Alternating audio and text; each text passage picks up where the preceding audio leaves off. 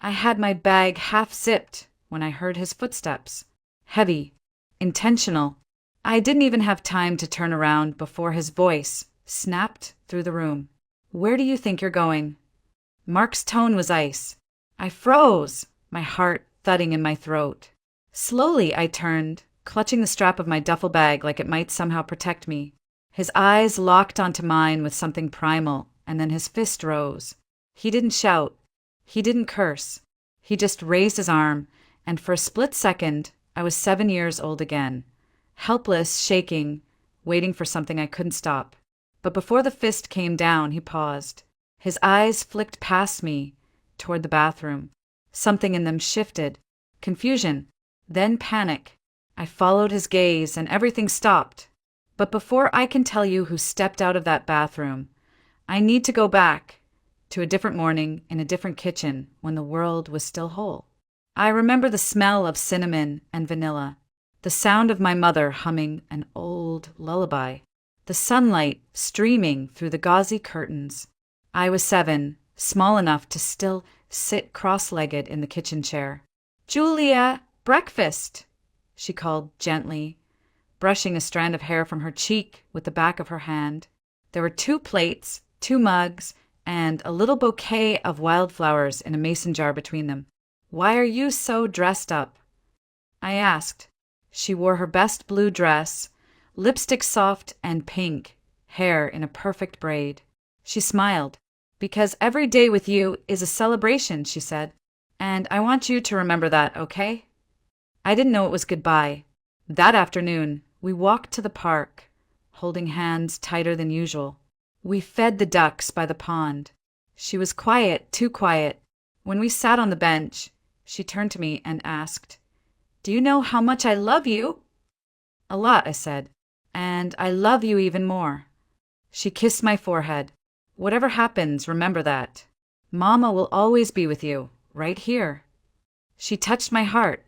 There were tears in her eyes. "Are you crying?" I asked. "No, sweetheart, just the wind." That night, she read me a story about a princess finding her way home. I fell asleep to the sound of her voice, soft, steady forever. The next morning, she was gone. They said it was her heart. I didn't understand how a heart could just stop. Hearts beat forever, don't they? I kept asking everyone, "Where's Mama?" "She's sick," they said, but no one would look me in the eyes. I believed she would come back. People get sick. They get better. Mama would come home. But a week later, strangers arrived. A woman in a gray suit packed up my things and said I was going somewhere better. A place with other kids. I screamed, clung to the doorframe. "I want Mama." I yelled until my throat burned. The woman looked me in the eyes and said flatly, "Your mother is dead. You need to grow up now." That was the moment I learned. Growing up means being alone. The state facility was cold. Long hallways that smelled like bleach and cheap cafeteria food. Metal bunk beds, painted institutional green. "Yours is by the window," said a stern woman named Mrs. Adler. "Bedding gets changed Wednesdays. Wake up at 7. I didn't speak. I just nodded and clutched the only thing they let me keep, a photo of Mama in a wooden frame. "You should hide that," whispered a girl on the next bed over. "People steal everything here." Her name was Leah. She was 9 and knew all the rules. "Got family?" she asked. "I don't know," I said honestly. She sighed. "That's bad. Kids with nobody don't get taken." I didn't even know being taken was an option. The days blended together. Wake up, eat, school, nap, dinner, lights out. I learned not to cry, to cut candy into 8 pieces so it'd last a week. I told myself Mama was in a hospital somewhere, recovering. She'd come for me. She had to. That lie was the only thing that let me sleep. Then, 6 months later, he came. A tall man in a gray suit, like the ones in courtroom dramas.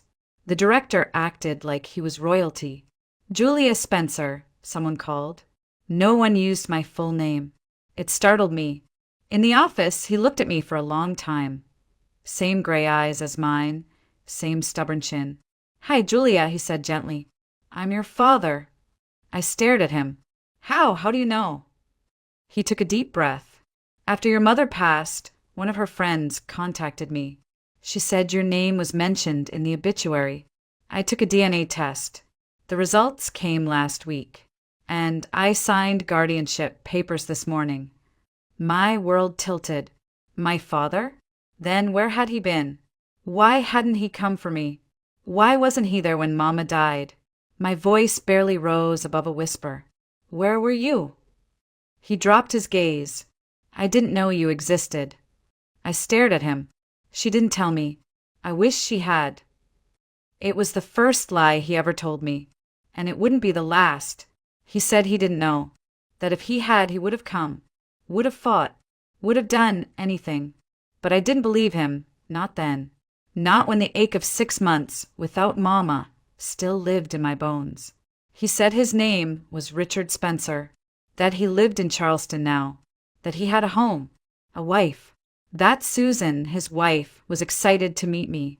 But what about Mama?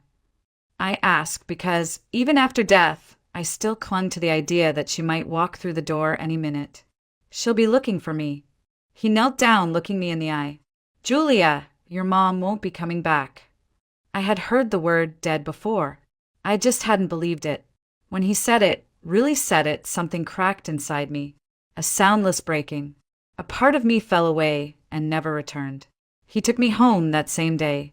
The house in Charleston was big, bright, clean, hardwood floors that echoed beneath my sneakers, hallways that smelled like fresh linen and lemon polish. I wanted to like it. I really did. Susan met us at the front door. She was in her early 40s, warm brown eyes, soft voice. She looked like the kind of person who never raised their voice. "You must be Julia," she said, her smile calm and careful. "I've been waiting to meet you." She reached out to shake my hand. I shook it back, stiff and unsure. The house smelled like cookies, not like Mama's house. Clothes, but not quite. "Richard, can you show Julia her room?" she asked. My room was huge, bigger than our entire old apartment. There were soft curtains with flowers, a new bed, a desk, even toys. But no creaking floorboard by the door. No chipped picture frames. No scent of Mama's hand cream. "If you don't like anything, we can change it," Susan said kindly. "This is your home now." "Thank you," I said, but I didn't believe it. Not really. The first few months felt like watching someone else's life from inside a glass jar. I ate at a big table, slept on clean sheets, went to a new school. Susan packed my lunch with little notes that said things like, "You've got this." But my heart didn't get the memo. Richard was polite, nice even, but always distant. He'd ask about school like a teacher does. "How was math?" "Do you need help?" He gave birthday gifts. He drove me to piano lessons. But he didn't read bedtime stories. He didn't ruffle my hair. One night, Susan came into my room while I was lying awake, staring at the ceiling. "He's trying," she said softly. "It's hard for him." "Why?" "Because he missed everything, and he knows it." I didn't answer. Because if he knew what he missed, why wasn't he holding on tighter now? Years passed. Slowly, I stopped asking questions. I learned how to fit into the family, how to smile for pictures, how to say Dad like it didn't sting. I wore nice clothes, got good grades. I was a good daughter. At 18, while cleaning out one of Susan's storage closets, I found the truth. A bundle of letters, tied with ribbon, the handwriting, unmistakably my mother's. My heart pounded as I opened the first one. "Richard, don't look for us. Julia thinks she has no father. Let it stay that way. You made your choice. I'm making mine. But if anything happens to me, please, please take care of our daughter. She doesn't deserve to be punished for our mistakes." The letters were dated, one just a month before Mama died. She had reached out. He had known. I read them again and again, the words like needles. So he did know. She did tell him. And he stayed away anyway. When Susan found me crying, I didn't hide the letters. I looked her straight in the eyes and asked, "Why didn't you tell me?" "Because your mother asked us not to," she said gently, "and because some truths are too heavy for a child. But I'm not a child anymore." "No, Julia," she whispered. "You're not. And now you get to decide what to do with the truth." That night, I sat in my bed, looking out at the dark Charleston sky. Somewhere out there, other girls were living simpler stories, with parents who loved each other, with homes built on honesty. Mine was a story about love that couldn't survive pride, about a mother who chose silence, about a father who chose comfort, and about a girl who carried the cost, alone. The University of Virginia had a library with tall windows and an old wooden staircase that creaked like it was whispering secrets. I spent most of my free hours there, hidden among the shelves behind a stack of books and a wall I'd built around myself. Other students talked about parties, road trips, internships. I just wanted silence. I always sat at the same table, far left corner by the frosted glass window. No one ever joined me there, until he did. "Excuse me," came a voice one October afternoon. "Do you mind if I sit here? Everything else is full." I looked up, startled. He was tall, with dark hair and kind eyes, arms full of medical textbooks. "No, go ahead," I said, sliding my books to the side. He nodded and sat down, flipping open a thick volume on human anatomy. I tried not to watch him, but something about the way he quietly read, the way his fingers moved across the page with purpose, it felt safe. After 30 minutes, he glanced up. "I'm Ethan, by the way."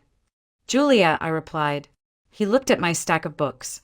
"Early childhood education." I nodded. "Planning to teach?" I hesitated. Maybe. Kids are easier than adults. They don't pretend to care. They either do or they don't. He smiled like he understood. "I'm studying to be a surgeon. Not because I like blood," he added, laughing, "but because I like fixing what's broken." Something about that sentence stayed with me. For weeks after, we met at the same table, same time. We didn't talk much, just shared space, notes, the occasional snack. But the silence between us felt different, like company, not loneliness. One day, while I was scribbling notes, he said softly, "You have beautiful hands." I blinked, confused. "What?" "Your hands," he repeated. "They're steady, precise, like a healer's." I laughed awkwardly. "I'm not a healer." "You are," he said without looking up. "You just don't know it yet." By November, we'd walk through the park together, the leaves crunching under our shoes, the wind biting our cheeks.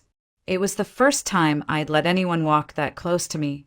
On a bench near the water, he asked, "What's your family like?" I tensed. "I live with my dad and his wife. They're good people." "And your mom?" "She died when I was 7. "I'm sorry." "It's okay." I barely remember her face, but I remember her voice. I paused, then added, "I lived in a foster home for a while, before my dad found me." He didn't rush to fill the silence, didn't ask for more, just sat with it. "I don't talk about this stuff," I admitted. "You don't have to," he said, "but when you're ready, I'll listen." I didn't know how much I needed that until then. Someone who didn't demand pieces of me, someone who waited. Winter passed like a whispered prayer. Ethan walked me home from the library every night. He bought me tea from the vending machine, helped me with projects, remembered when I had tests. We still didn't call it love, but it was quiet, growing real. One night in February, while snow fell outside and the world felt hushed, I told him, "My mom died alone." And for years I thought she'd come back. Every time I saw a woman with the same perfume, every time I passed a bakery, he didn't interrupt. He just wrapped his arms around me. Not possessively, not hungrily, just there, steady. "Thank you," I whispered. "For what?" "For not saying stupid things like, 'Everything happens for a reason.'" "Time doesn't heal everything," he murmured. "Sometimes it just teaches us how to live with the ache." That was the moment I knew he saw me. Not the good grades, not the obedient daughter. Me. And I was beginning to believe I could be someone worth loving. He was everything Ethan wasn't. Confident, established, sharp in the way that impressed professors and made other students lean in. His name was Mark Caldwell, and he was one of the youngest adjunct lecturers in the School of Education. He noticed me after a presentation, complimented my poise, my clarity, my presence.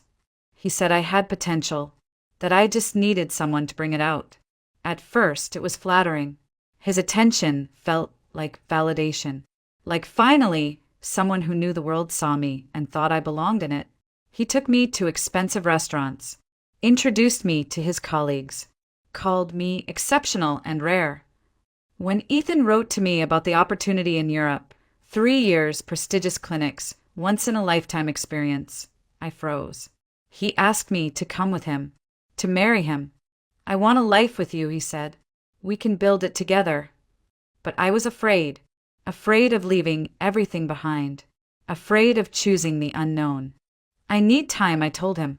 He gave me space, weeks, then months. And in that space, Mark filled the silence. He made me feel important, not soft, not damaged, important. The wedding was exactly what people imagined success looked like. Crystal chandeliers, white roses, imported champagne, guests in tailored suits, murmuring how lucky Mark was. Even Susan seemed overwhelmed by it all. In the dressing room before the ceremony, she touched my veil and asked gently, "Are you happy?" I smiled at her through the mirror. "Mark is a good man." "I didn't ask about Mark," she said softly. "I asked about you." I didn't know how to answer that. During our honeymoon, Mark was generous, thoughtful, polished. He talked about buying a condo in a trendy district, about saving for investment properties, about building a future that made sense. Then one night, I asked, half joking, what he'd think if we had a baby sooner than planned. He set down his wine glass. "Why rush into chaos when we're finally on track?" "Chaos." I laughed. "That's what you'd call a baby." He reached across the table, covered my hand with his, smiled tightly. "Julia, I'm just being practical.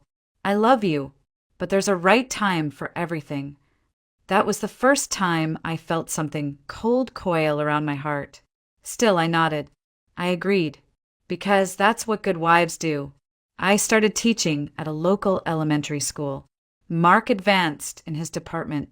Every photo of us looked perfect, his arm around my waist, my smile practiced to the point of muscle memory. But there were signs, little corrections, subtle jabs. "You're wearing that to the dinner party. Don't speak too much about your upbringing. It makes people uncomfortable. I know you mean well, but let me handle the serious conversations." I told myself he was just trying to help, to protect our image, that it was normal to feel out of place next to a man like him.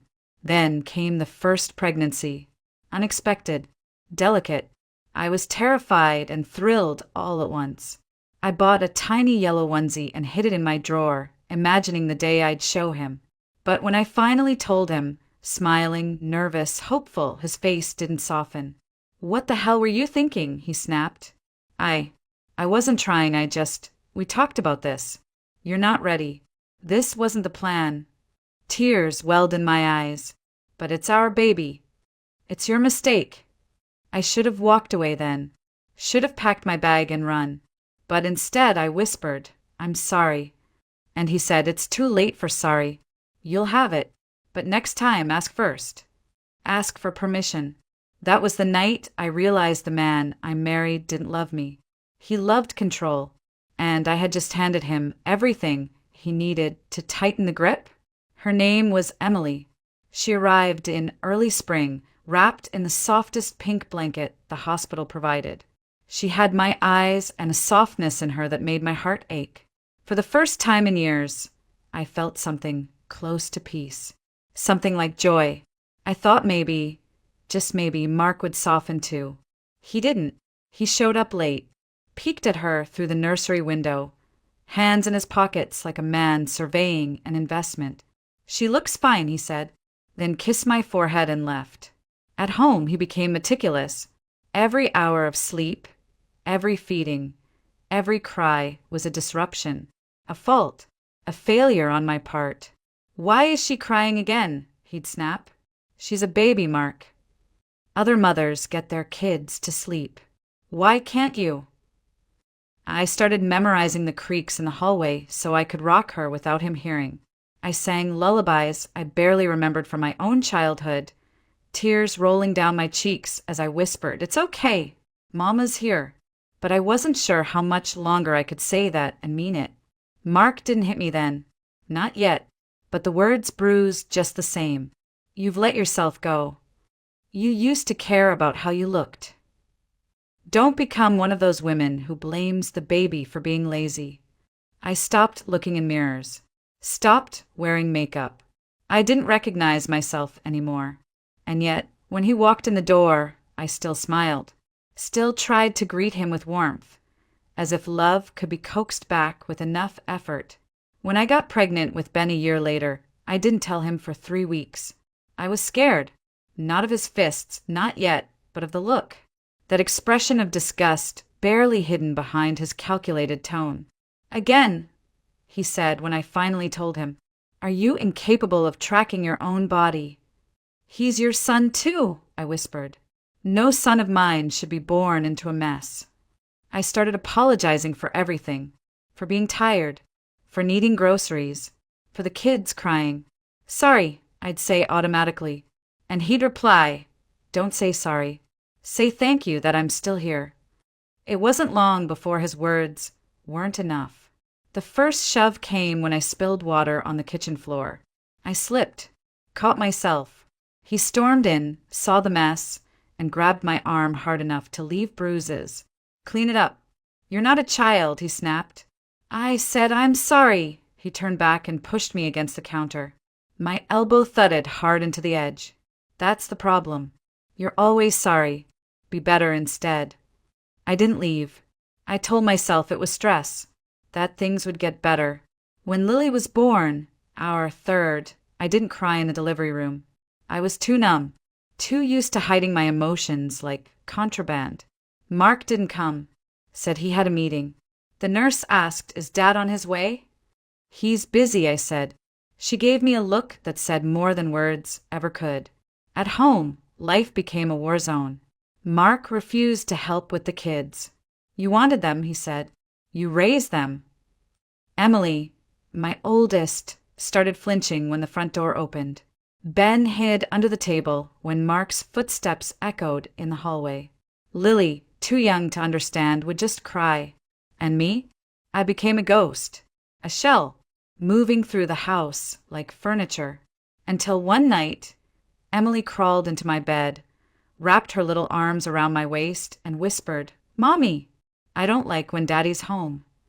That was the moment something cracked again. Not like before, this time it didn't break me. It woke me up. Because if my daughter was learning to be afraid, that meant she was learning to be me. It started with a lie, a simple one. I told Mark I was taking the kids to the park, but instead, I drove to my stepmother's house. Susan had always told me I could come to her with anything, but when you live in fear long enough, even kindness starts to feel dangerous. We sat on the porch while the kids played in the yard. The air smelled like roses and summer rain. She poured me tea, smiled like she always did. "You look tired, sweetheart," she said gently. I stared into the steam and said, "Susan, can I ask you something?" "Of course." "Do you think it's possible for two people to just not be right for each other?" Her eyes flicked to mine, sharper than I expected. "Is something wrong between you and Mark?" I hesitated. My lips moved around everything but the truth. He's just strict. He likes things a certain way. I don't always get it right. She set her teacup down. "Julia, is he hurting you?" "No," I said too quickly. "Not like that. I mean, he didn't want kids so soon. He thinks I let myself go, that I disappoint him." She didn't blink. "Sweetheart, no one needs permission to become a mother. That's not a failure. That's a miracle. I looked at her then, really looked, and for the first time in years, someone looked back and didn't see a woman failing at her life. She saw a mother drowning. But it was too late. Mark found out I had visited them. He came home early, his face a tight mask of fury. "Why were you at your father's?" he asked. "The kids wanted to see them." "Don't lie to me," he said. "You went there to talk about me, didn't you?" "No. I swear. He struck me. Open hand. Across the face. I stumbled back, hit the wall, tasted blood. From down the hallway I heard Lily cry. Then Ben's small voice, asking if Mommy was okay. Mark turned toward the sound, eyes blazing. "Look what you've done. You scared them." That night, after the kids fell asleep, I sat in the bathroom, staring at myself in the mirror. My lip was split, my cheek already swelling. My own face looked like a stranger's. And that stranger whispered, "This isn't love. This isn't life." I remembered the number Susan had once written on the back of a grocery receipt. A women's shelter. I had hidden it inside an old cookbook. My hands shook as I pulled it out, dialed. The woman on the other end had a calm voice. "This is the Women's Help Center. Are you safe right now?" "No," I whispered. "My husband, he hurts me. And the kids see it." "We can help," she said. "Do you have somewhere to go?" "No, just my dad's house. But he'll find us." "We'll help you stay hidden," she promised. "How many children?" 3, all under 7. "Then we'll move quickly. Come in the morning." I hung up, cried silently on the bathroom floor. Not out of fear, out of relief. But I wasn't fast enough. Mark came home early from the gym. "Who were you talking to?" he asked from the hallway. "A friend," I said too fast. "What friend?" "Tanya. From college." "You haven't spoken to Tanya in 2 years." He snatched my phone, redialed the last number. A voice answered, calm and steady. "Women's Help Center." "How can we?" He ended the call and looked at me like I was something he'd found crawling in his shoe. "So that's it," he hissed. "You're planning to run?" I backed toward the door. "Mark, please." He blocked the exit, eyes wild, voice low. "You think you'll take my kids? You think I'll just let you go?" He raised his fist, and then the doorbell rang. The doorbell rang again. A long, steady chime that cut through the silence, like a flare in the dark. Mark froze, fist still raised midair. "Who the hell is that?" he muttered. The clock read 9:30 p.m. Too late for deliveries. Too early for emergencies. "I don't know," I whispered. My voice trembled so badly it barely sounded like mine. He grabbed my arm, shoved me toward the entryway. "Open it. And if you say one wrong word," he didn't finish the threat. He didn't have to. My hands shook as I reached for the door. My pulse was thudding so loud it blurred the world around me. I looked through the peephole. At first, I thought I was hallucinating. But the voice came, soft and steady, just like I remembered. "Julia, it's me. Please open the door." Ethan. He stood there in a dark coat, older, sharper around the edges, but those eyes still gentle, still sure. Mark's voice hissed from behind me. "Who is it?" "A friend. From college." Mark leaned closer. "Open it. And smile." I turned the lock with shaking fingers. The door creaked open, and Ethan stepped forward into the light. He took one look at my face, split lip, swelling cheek, eyes rimmed in red, and he didn't ask a single question. "Hey, Julia," he said softly. My voice cracked. "Hi." Mark appeared beside me. "And who exactly are you?" he demanded, puffing up his chest. "Ethan Walker," he replied calmly. "Old friend." "Well, Julia's a married woman now. You should probably leave." Ethan didn't flinch. He glanced at me again, then let his eyes settle on Mark with a quiet firmness that made the room feel heavier. "If she asks me to go, I'll go. Otherwise, I'm staying right here." Mark laughed. "You don't get to make decisions in my house." "Then let's not talk in your house." He took a step inside. Not aggressive. Just solid. Mark stepped back. Barely, but enough for me to notice. In the hallway, Lily had started crying. Ben's voice followed, soft and scared. Emily was trying to hush them. "I need to check on the kids," I said, moving toward their room. Mark caught my wrist. "They can wait." "No," Ethan said, voice like steel. "They can't." Mark turned on him. "What business is this of yours?" Ethan didn't answer right away. He stepped closer to Mark, just one pace, and said, "When it comes to Julia and her children, it's all my business." Mark tried to hold his ground, but something shifted. He saw it too. This wasn't the boy I'd once studied with in libraries. This was a man who'd spent years learning how to protect and repair. "Get out," Mark growled. "Not without her," Ethan said.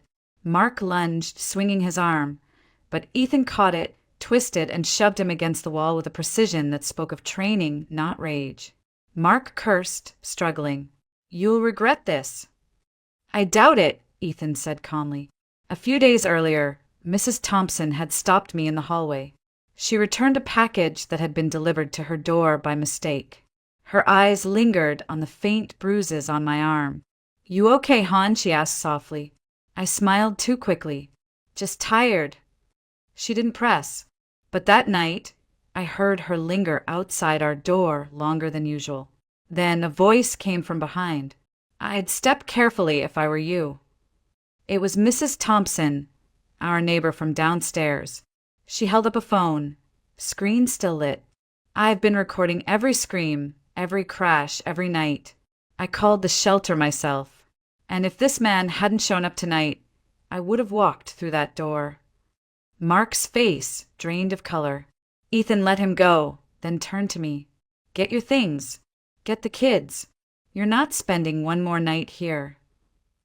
I didn't move at first. I was still frozen, still stuck in the script of survival. But then I looked at my children, 3 wide-eyed little souls huddled in the doorway, and I finally felt it. This wasn't fear anymore. This was freedom knocking. Later that night, after the kids were finally asleep at the shelter, I asked Ethan, "How did you know to come?" He looked at me for a moment. "Susan called me. She was worried after you stopped answering. She said you might need someone to stand with you." I blinked. "You came all this way just because of that?" He nodded. "No," he said softly. "I came because I should have never let you go in the first place." And this time I was ready to open the door. The drive to the shelter felt like the longest journey of my life, though it took only 20 minutes. Ethan drove with one hand on the wheel, the other gripping mine. He didn't speak much, just gave me the silence I needed, the kind that didn't feel empty but safe. The kids were curled up in the back seat, Emily whispering to Ben, Lily tucked in her arms. None of them cried. They just clung to each other like castaways in a storm. When we pulled up to the shelter, a woman was already waiting at the door. She introduced herself as Maggie. Her smile was warm, but her eyes were sharper than they first appeared. She didn't pity me. She respected me. Inside, the space was quiet, clean, soft with blankets and soft-spoken volunteers. I filled out paperwork with trembling hands while Maggie brought juice boxes to the kids. "You're safe now," she said gently. "No one knows you're here, and no one will unless you tell them." That night, in a small room with bunk beds and dim lights, I sat on the edge of the mattress and stared out the window. Ethan knocked once, then peeked in. "You okay?" I nodded. "I think so." He hesitated, then asked, "Why didn't you call me? All these years." I looked at him, this man who had been my safe place once and somehow still was, because I didn't think I deserved help. Not after I chose wrong. Not after I stayed so long. He stepped inside. "You didn't choose wrong. He fooled you. And staying? That wasn't weakness. That was survival." Tears welled in my eyes. I let it happen. I let the kids see it. He knelt in front of me. And now they'll see this. They'll see their mom choosing better, choosing freedom. I broke then, but not like before. Not into pieces. I broke open. The first few weeks were chaos wrapped in comfort. Paperwork, legal calls, panic attacks at the sound of a closing door. The shelter's attorney helped me file for a protective order. Custody hearings would take months. Ethan stayed nearby, not hovering, just present. It wasn't instant freedom. It was exhaustion, flashbacks, and late-night doubts. But one morning I realized I had slept. Not just closed my eyes, but truly slept. And I woke up without fear. Lily started sleeping through the night. Ben made a friend. Emily asked Maggie if she could help serve snacks to the younger kids. I began to feel like a mother again. Not just a shield, but a source of warmth. Mark tried to reach out once. He sent an email through a mutual contact. Said he regretted how things ended. Said he missed the kids. I didn't reply. I sent it to the shelter's legal advisor. By the end of the month, I had filed for divorce. Full custody. No visitation without supervision. My father visited. He cried when he saw me. Apologized for not noticing sooner. Susan held my hand and said, "You didn't fail, Julia. You endured. And now you rise." One afternoon, Ethan showed up with a small box. "It's not a ring," he said quickly. "Don't worry." I laughed for the first time in weeks.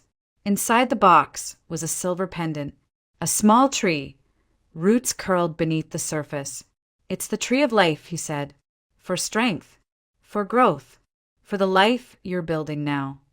I touched the pendant, tears stinging. "Thank you." He smiled. "There's a position open at a private preschool near the hospital. They're looking for someone who knows how to reach kids who've been through things. Someone who understands." "You think I'm that person?" I asked quietly. "I know you are." And for the first time in years, I believed it too. We moved into a small rental house near the school. The kids picked out paint colors for their bedrooms. We planted flowers in the yard. On Saturdays, we made pancakes in our pajamas. On Sundays, we visited the library again. Ethan never asked for anything. But slowly we found our way back. Not to who we were, but to who we had become. Not broken people, but rebuilt ones. Together. And when Emily brought me a drawing one morning of our little house, a tall man, a smiling mom, and 3 happy kids with hearts over their heads, I knew. This was home. I wrote the letter late one night, long after the kids had gone to bed and the house had gone still. Rain was tapping gently against the windows, and the air smelled like lavender from the diffuser Ethan bought me last Christmas. He was asleep on the couch, a book resting on his chest, glasses tilted slightly, just like always. I opened my laptop, stared at the blank document, and typed. To the man I once married, I paused. That phrase alone felt like a lifetime. "You once told me I was lucky you stayed, that no one else would want me, that I was too soft, too messy, too ordinary to ever be enough. For years, I believed you. I shrank myself to fit the version of me you preferred. Smaller, quieter, compliant. I walked on eggshells, so often I forgot how solid ground was supposed to feel. But here's what you never realized. Every insult, every bruise, physical or otherwise, wasn't proof of your power. It was proof of your fear. You were afraid of a woman who could still hope, still mother, still laugh, even in your shadow. You didn't break me.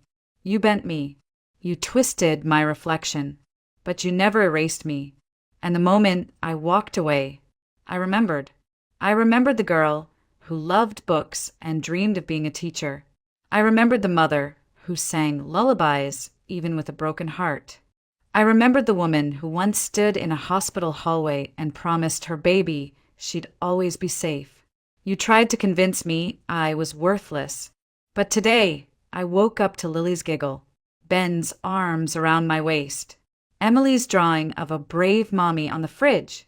Today, I walked into a classroom and met 5 children who've lived through storms. Children who looked at me and saw someone who gets it, someone who stayed.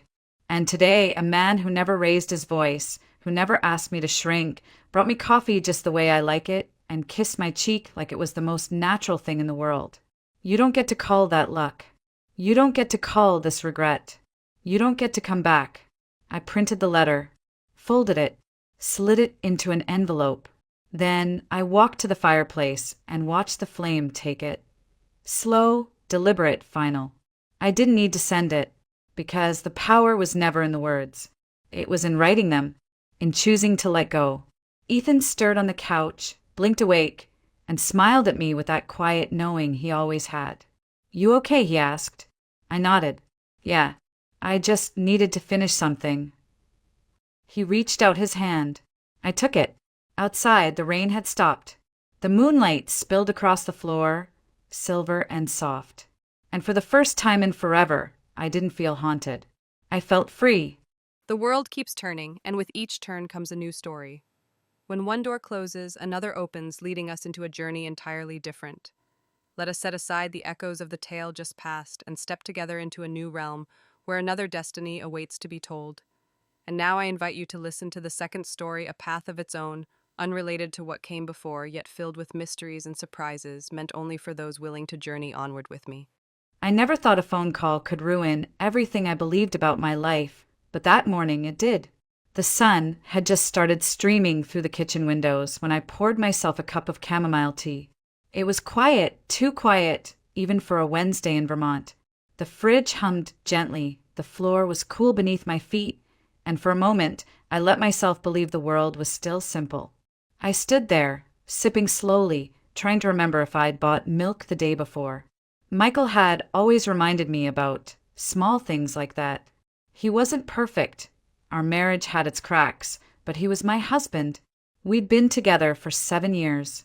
We had routines, shared meals, a rhythm that I thought meant we were okay. Then the phone rang. It was one of those old landline phones with a shrill, jarring tone. I nearly spilled my tea as I rushed to pick it up. Hello, I said, balancing the receiver on my shoulder. Is this Mrs. Bennett? The voice was male, formal, hesitant. Yes, I replied, suddenly alert. My fingers tightened around the ceramic cup. Who's this? I'm calling from North Valley Medical. I'm afraid I have some difficult news. Your husband, Michael Bennett, he was in a car accident this morning. He didn't make it.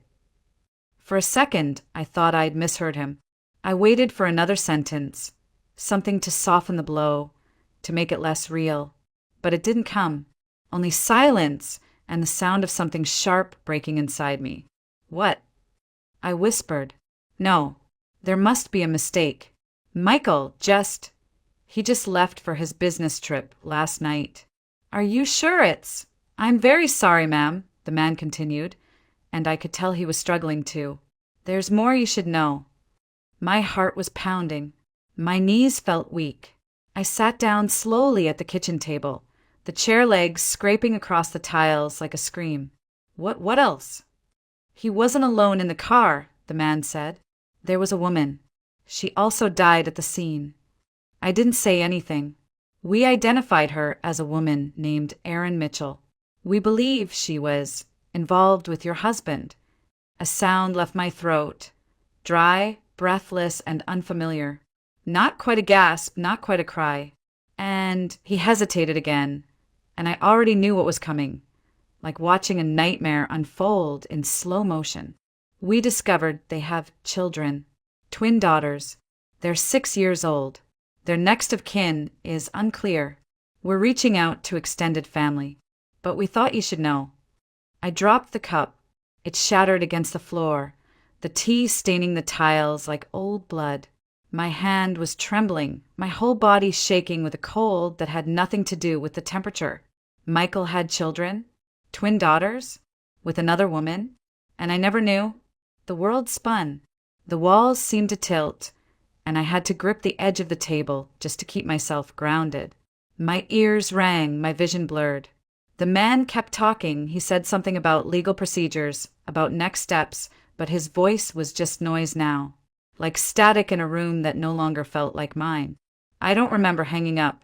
I don't remember how long I sat there staring at the broken porcelain on the floor. Minutes, hours maybe. I only remember one thought pulsing in my head, like a drumbeat. Michael was dead, and he had lied to me about everything. How could I have been so blind? He wasn't just unfaithful. He had an entirely separate life. A woman. Children. Secrets so big they could crush me. And they did. Over and over, like waves that wouldn't stop. Eventually, I forced myself to move. I swept up the shards, tossed the tea-soaked towel into the sink, and stared out the window at the street we used to walk together. It looked the same. Calm. Normal. But I wasn't. Not anymore. I kept replaying the conversation in my head, hoping something had been lost in translation, hoping it was some cruel mistake. But deep down, I knew it wasn't. Michael was gone, and the man I thought I knew had never really existed. There was a knock on the door later that afternoon. A social worker. She had kind eyes, soft words, and two terrified girls holding each other's hands behind her. They looked like little ghosts. Pale, trembling, too quiet for children that age. I knew their names before she said them, Lily and Grace. I didn't speak. I couldn't. I just looked at them, and something in me cracked. They weren't to blame. They were innocent, and now they had no one. That night, I lay in bed, staring at the ceiling, unable to sleep. Not because of Michael, but because of the way Lily had looked at me. Hopeful, scared, and somehow trusting. Like she was asking for something, even if she didn't know what it was. I didn't know what I would do. I only knew this. If I turned them away, I'd be no better than the lies he left behind. And I was done living in his shadow. The funeral was small, quiet, almost hollow. Michael's side of the family, what little there was of it, showed up in black suits and stiff handshakes, barely meeting my eyes. Aaron's relatives weren't there. No one claimed the girls. No one stepped forward to speak for them. It was like their parents had vanished and the world had simply moved on. I stood under a gray sky, the wind tugging at my coat, watching two tiny girls cling to each other beside a casket they were too young to understand. Lily's hand never left Grace's, and Grace didn't look at anything but the grass. They didn't cry. That was what broke me the most. Children should cry when they lose everything. These two had already learned not to. The social worker approached me again after the service. She said they could go into temporary foster care, that there was paperwork, protocols, resources that could be tapped into. But I wasn't really listening. I was staring at Lily's shoes. Pink sneakers with a tiny rip along the side. I don't know why that's what made it real for me. Not the death. Not the betrayal, but that torn little shoe on a girl who had no idea who I was. And yet, something inside me said, don't let them go. So I didn't. That evening, I brought them home. My house wasn't childproof. It smelled like lavender and old wood polish, not crayons and cookies. I had no toys, no extra toothbrushes, no bedtime stories memorized. But I made space. I cleared out the guest room, washed the sheets, and set out two stuffed animals I found in a box from when my niece visited years ago. I had no idea what I was doing, but I couldn't let them disappear into the system. The first few weeks were quiet. Lily asked questions about everything. What time was dinner? Could she have a night light? Did I know how to braid hair? Her voice was small but curious. She was trying. Grace, on the other hand, barely spoke. She watched me with wide eyes from behind her sister. She spent hours alone, drawing in a little spiral notebook I hadn't even noticed she'd brought. Her sketches were surprisingly good.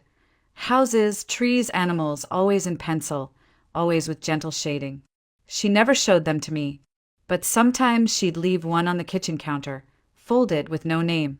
I hung them on the fridge anyway. I didn't tell anyone at first. Not my coworkers. Not my closest friends. Eventually, word got out. A few neighbors gave me odd looks at the grocery store. One coworker whispered, "You're stronger than I'd ever be," as if pity and admiration came in the same breath. But I didn't need their understanding. I just needed the girls to feel safe. I wasn't ready to explain what had happened, or why I'd made the choice I did. The questions would have been endless. Aren't they his lover's kids? Why would you take them in? Don't you feel betrayed? Yes, I felt betrayed. devastated, hollowed out. But I couldn't punish two innocent girls for Michael's lies. They didn't ask to be born into a secret. And the truth was, I needed them too. They gave my mornings purpose, my evenings structure. My grief had been shapeless until then. Now it had hands to hold, little shoes to tie, voices calling from the hallway asking if it was okay to open the pantry. They grounded me whether they knew it or not. Of course, not every moment was sweet. There were tantrums, nightmares, silent dinners where no one knew what to say. I burned dinner more than once. Lily cried when I accidentally washed her favorite shirt with bleach. Grace got sick and refused to let me touch her forehead with a thermometer. I doubted myself daily. Was I doing enough? Was I the right person? Would they ever see me as more than the woman their father lied to? I found myself Googling parenting forums late at night, searching for answers in digital threads written by strangers who knew nothing about my life. But every morning I got up, made breakfast, brushed hair, packed lunches, and tried again. Eventually, things started to shift. Lily began sitting next to me on the couch instead of across the room. Grace started humming when she colored, small, tuneless sounds, but sounds nonetheless. They began calling me Miss Caroline at first, then just Caroline. Then one day, Grace slipped and said Mommy before catching herself. She looked mortified, but I didn't correct her. I just smiled and made pancakes. By the end of that first year, we had routines, inside jokes. Years passed quietly, each one marked by back-to-school nights, birthday candles, and scraped knees. By the time Lily turned 14, she had already started managing the family grocery list. Grace filled sketchbooks faster than I could keep up with. I wasn't just raising children. I was witnessing them become themselves. Favorite songs in the car. We baked cookies that always came out too hard. We danced in the living room to songs from the radio. I bought bunk beds with stars on the frame. They picked out their own blankets. Lily chose sunflowers. Grace picked deep green. One night, as I tucked them in, Lily whispered, "Do you think Daddy can see us?" I froze. Then I knelt beside her bed and said softly, "Maybe. But I think he'd be proud of how brave you are." She nodded, and that was the last time she ever asked about him for a long while. I still cried sometimes, alone in the laundry room with a towel pressed to my face. The betrayal hadn't vanished, but it was no longer the center of my story. These girls were, and I was no longer just surviving. I was becoming their mother. By the time they graduated high school, our tiny home was full of college brochures and part-time job schedules.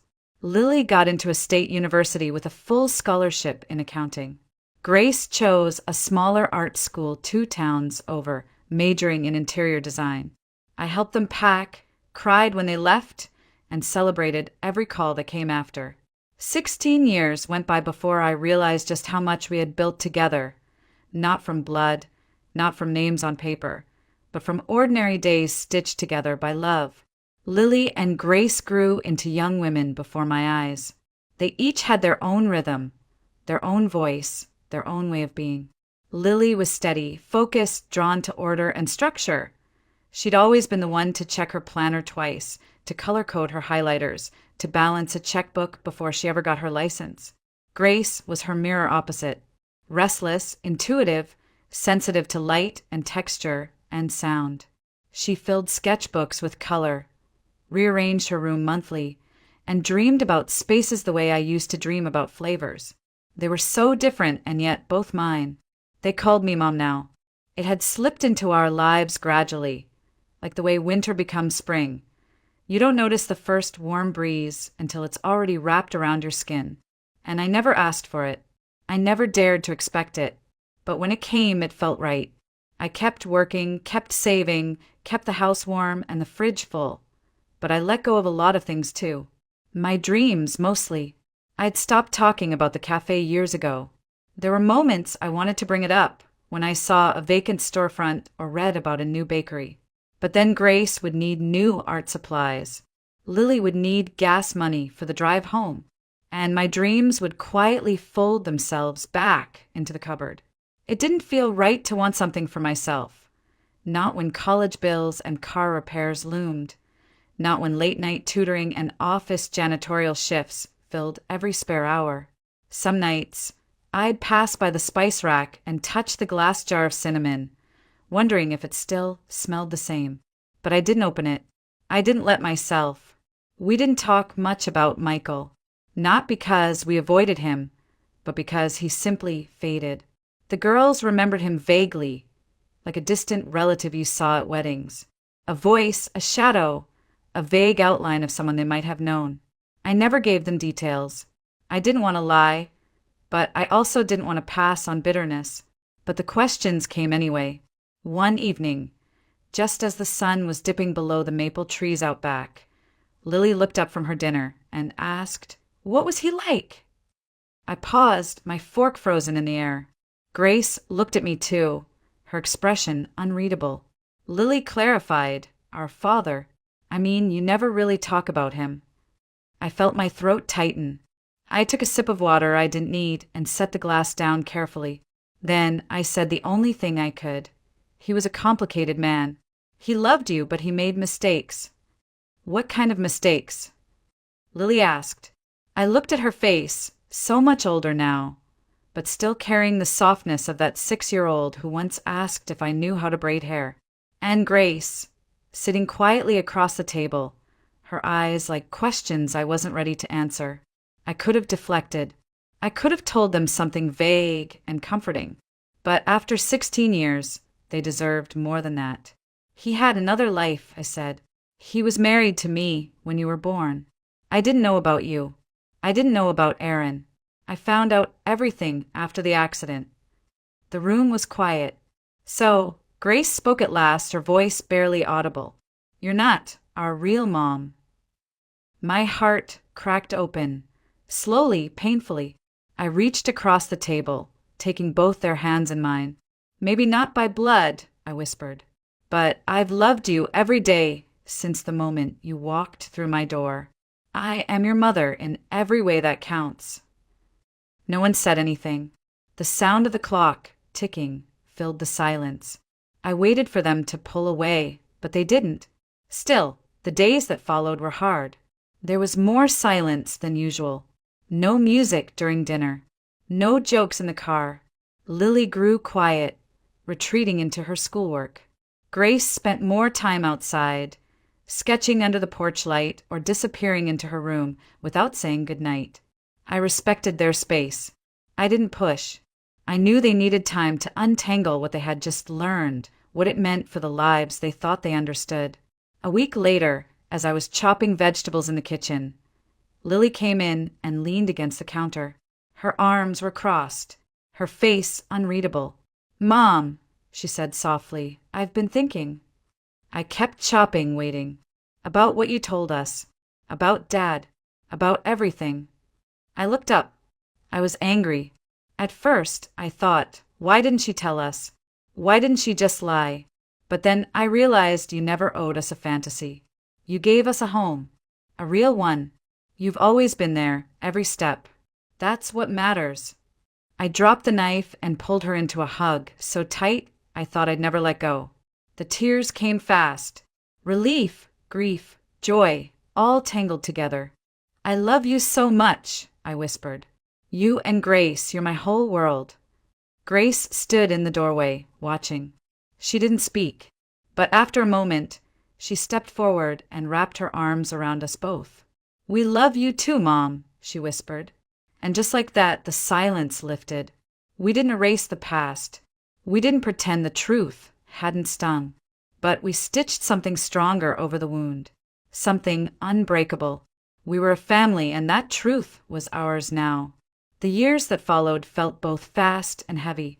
We celebrated graduations, endured heartbreaks, got through flu seasons and late-night study sessions.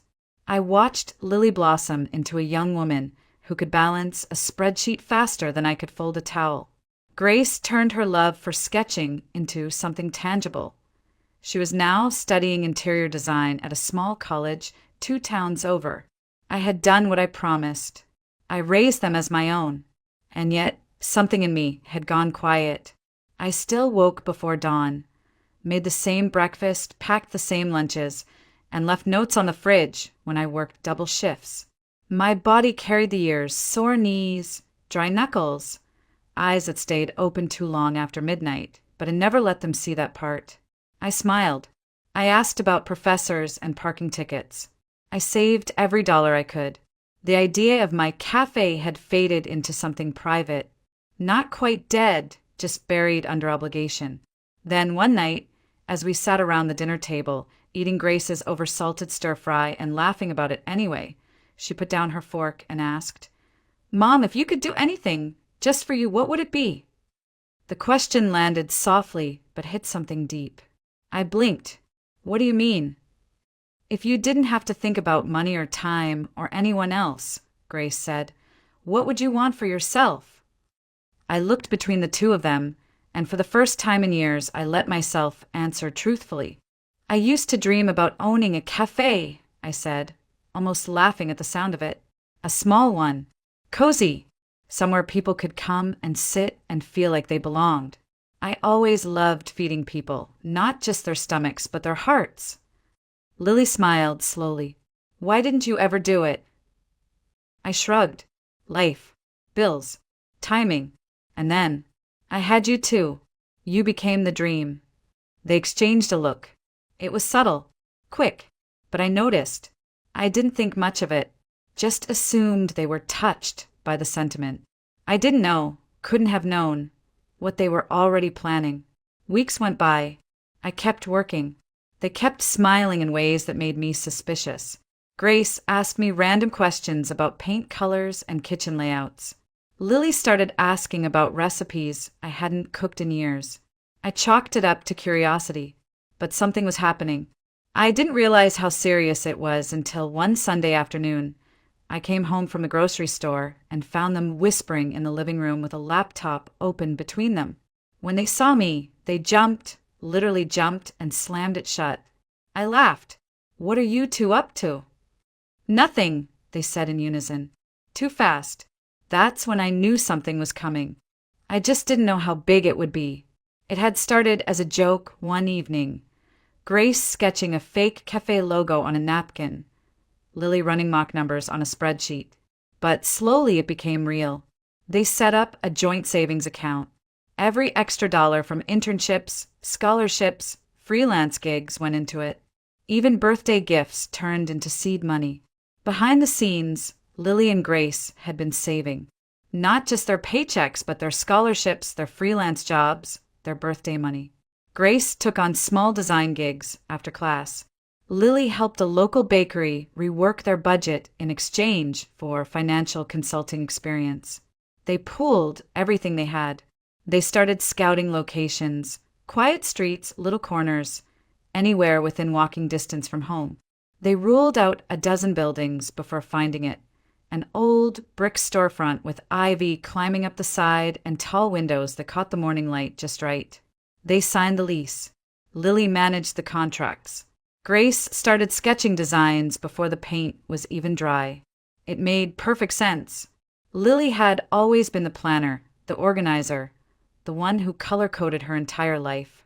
Grace saw the world in layers and palettes. She could make a napkin look like art. Together, they made something beautiful. They wanted it to feel like me. Warm colors, open shelves, a kitchen where the oven could be seen from the tables, vintage plates hanging on the wall, a bookshelf near the window for people who liked to read alone, a corner booth with a patchwork cushion, just like the old armchair I used to sit in after work. Everything was chosen with care. They kept it a secret for almost 4 months. I had no idea. I was too tired, too busy, too caught up in the rhythm of daily life to notice all the signs. Until one night, Lily came into my room and said, "Don't make dinner tomorrow. We want to take you somewhere." I raised an eyebrow. "Where?" "It's a surprise." The next evening, they picked me up in Grace's car. I wore my good shoes, the ones I usually saved for parent-teacher conferences. We drove in silence, both girls grinning too wide. When we pulled up in front of the building, I didn't understand. It was unfamiliar, clean, newly painted. A soft yellow light glowed from the windows. A wooden sign hung above the door, and on it, in simple dark letters, was written, Caroline's Hearth. I stared at it, not breathing. Grace took my hand. Come on, Mom. Let us show you. I followed them through the front door. The moment I stepped inside, I knew this place wasn't just a gift. It was love. The air smelled of cinnamon and vanilla. Light jazz played from hidden speakers. The counter was polished wood, the shelves lined with jars of tea and fresh herbs. A small group of people stood in the kitchen, waving as we entered. Friends, neighbors, faces I knew and didn't know. I couldn't finish the sentence. Lily stepped forward, her voice shaking with pride. It's your cafe, Mom. We built it for you. I covered my mouth with both hands. My legs felt weak. You gave us everything, Grace said. It was time we gave something back. Tears filled my eyes so quickly I couldn't stop them. I walked around the space, touching the corners, running my hand along the countertop, opening drawers I hadn't even asked for. The oven was the same brand I used in our kitchen. The plates were mismatched on purpose. It was perfect. I don't know what to say, I whispered. I don't think I've ever been this surprised in my entire life. Grace smiled. We hoped it would feel like home. I laughed, wiping at my cheeks. It does. It absolutely does. And for the first time in a very, very long time, I felt like the dream I gave up on had been waiting for me all along. The grand opening wasn't grand in the way most people might imagine. There were no press releases, no photographers, no influencers waiting to post reviews. It was simple, honest, perfect. The morning of, I wore a navy blue apron with my name embroidered across the chest, Caroline's Hearth, a gift from Lily, folded carefully on the front counter. Grace had arranged a bouquet of wildflowers in a mason jar beside the register, and soft morning light poured through the windows, just the way she'd imagined when she first saw the building. I stood at the door while guests trickled in, neighbors, friends, people who had seen me at the grocery store for years and never known my name, a woman who remembered me from the Parent-Teacher Association, a man whose mother I used to care for during her hospice days. They smiled, hugged, sat down quietly. The smell of cinnamon rolls and fresh bread wrapped around them like a blanket. Lily managed the register. Grace floated from table to table, adjusting vases and making sure every detail whispered welcome. And I stood behind the counter, hands trembling slightly, until someone ordered the first cup of coffee. Then I moved, and everything made sense again. It was like I'd stepped into the version of myself I had buried long ago, measuring flour by feel, moving with the rhythm of the kitchen, giving smiles with the food, warmth with every plate. I wasn't just cooking. I was offering pieces of my heart. People lingered. They stayed long after their coffee was cold. They leaned into the windows, reading, laughing, staring out into the sleepy Vermont street like they'd found a second home. That night, when we locked the doors and flipped the sign to closed, I stood alone in the center of the cafe, turning in slow circles. It was real. It was mine, and I hadn't done it alone. The days that followed moved in a quiet, beautiful rhythm. Business grew, not explosively but steadily. Word of mouth spread. Someone posted photos online, and soon we had people driving in from the next town, just to try the peach scones or sit near the bookshelf in the corner. Lily and Grace worked shifts with me when they could. We were a team. Lily took over the books and logistics. Grace redesigned the menu board weekly with hand-lettered chalk. Every Saturday, they let me experiment, one new dish, whatever I wanted. Sometimes it flopped. Sometimes it sold out before noon. But they always insisted I try again. The cafe began to expand not in size but in soul. People brought their own stories. A couple who'd lost their child came every Sunday, always ordering the same tea and sitting at the same table. A man recovering from a stroke learned to speak again over muffins and daily crossword puzzles. A group of retired teachers gathered in the back corner every Friday with card games and knitted scarves. No one ever hurried here. That was the rule. One afternoon, a customer told me, "There's something in the air here. It feels like kindness." I didn't answer. I just smiled. Because what could I say? Kindness was all we had. And it was enough. As months passed, I began to let go of the kitchen a little more. I trained a young girl named Zoe to take over my morning prep shifts. She was quick, kind, and curious. She reminded me of Grace at that age. I stepped back slowly, watched the cafe move without me, and realized it didn't need me at the center to be full of love. That was when I started thinking about the future. One evening, as we wiped down the tables and counted the last of the day's tips, I looked at Lily and Grace and said, "I won't be able to run this place forever, you know." They both stopped moving. "I wanted to stay in the family," I continued. "When the time comes, I want you two to take over, not just the name, but everything this place stands for." Grace smiled first. "We were waiting for you to say that." Lily nodded. "We've already started planning some ideas for expansion, but only if you're ready." I felt a lump form in my throat. "I'm not sure I'll ever be fully ready, but I trust you." And I meant it. In the years that followed, I gradually handed over the reins. The cafe continued to grow under their care. They added a second location across town, then a tiny mobile truck that served festivals and farmers markets. But they never changed what mattered. They kept the shelves open, the air warm, the music soft. They kept the scones flaky and the coffee strong. They kept the soul. And they kept my name on the sign. Now, I spend most mornings in the corner booth near the window. My spot, a cup of tea, a fresh croissant, a notebook I rarely write in anymore. I greet customers who don't know who I am. I listen to conversations that float by like wind chimes. Sometimes I watch Lily managing staff with a clipboard in hand. Other times, I see Grace guiding a young designer through fabric samples near the wall. I don't interfere. I don't need to.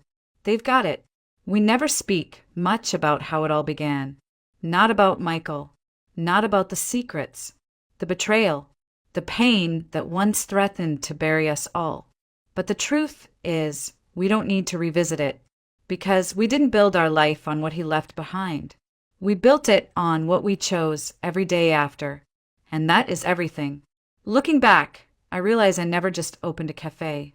I built a home, not for the town, not even just for my daughters, but for the woman I had to become after everything I lost. A woman who didn't quit. A woman who learned that family isn't what you're given. It's what you grow. It wasn't just a building or a business. It was the last piece of a puzzle I didn't know I was still solving. And in this little place, Caroline's Hearth, I found not only my dream, I found the proof that love, real love, always finds its way back, even after everything. I used to think that betrayal was the worst thing that could happen to a person, that discovering a lie, especially one that unraveled everything you believed, was something you never quite recovered from. But now I see it differently. What broke me wasn't just the betrayal, it was the silence that followed. The emptiness, the question of who I would be when the dust settled and no one was left standing beside me. But the truth is, I wasn't alone. Sometimes, life hands you a story you didn't ask for, a heartbreak, a burden, a responsibility that feels too big for your hands. But what you do with it, that's what defines who you are. I wasn't the girl's biological mother. I wasn't part of their story from the beginning, but I showed up. I stayed. I chose them. Every day. And they chose me back. That's what I've learned. Family isn't always something you're born into. Sometimes it's the people who walk with you through the hardest moments, who make room for your grief, your growth, and your dreams, and still stay. You don't need perfect beginnings to build something beautiful. You just need love and the courage to give it without guarantees. And if you're lucky, if you love without expecting anything in return, one day that love might come back to you in the most unexpected, beautiful way, just like it did for me.